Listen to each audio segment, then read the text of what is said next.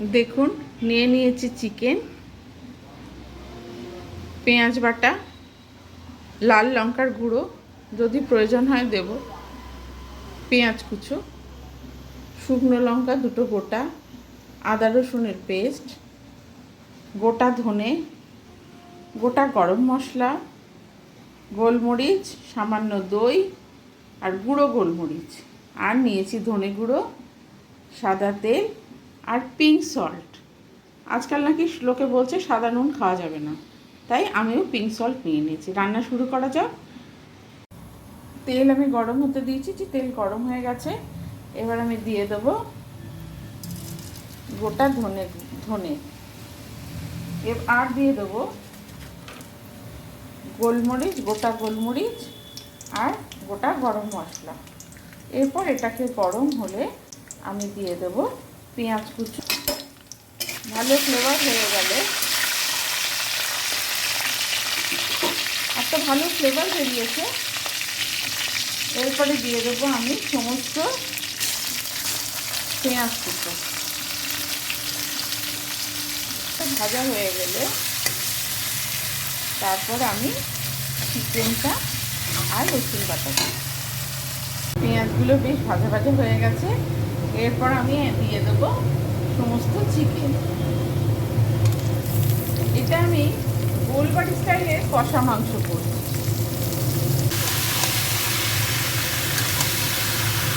চিকেনগুলো আমি সমস্ত যে গোটা মশলা দিয়ে নেড়ে রেখে দিয়ে একে একে পেঁয়াজ বাটা, রসুন বাটা, লঙ্কা গুঁড়ো, ধনে গুঁড়ো দিয়ে ভালো করে কষতে হবে।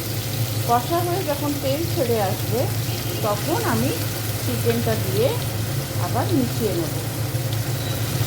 আর লাস্টে দিয়ে দেবো দই।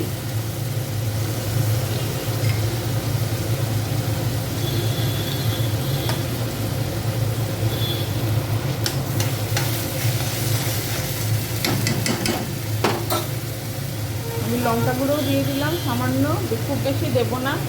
আর দিয়ে দিলাম পিঙ্ক সল্ট। যদি এটা দেখে ভিডিওতে বোঝা যাচ্ছে না, প্রয়োজন হলে আরেকটু দিয়ে দেবো। আর দিয়ে দিলাম কাঁচা লঙ্কা বাটা। এবার আমি কষতে থাকবো। এটাতে আমি হলুদ দেবো না, কিন্তু নুনই দিচ্ছি, তো পরে টেস্ট অনুযায়ী আবার দেওয়া হবে। এবার দিয়ে দেওয়া হবে ধনে গুঁড়ো। ধনে গুঁড়ো এই রান্নাটায় খুব ভালো যায়।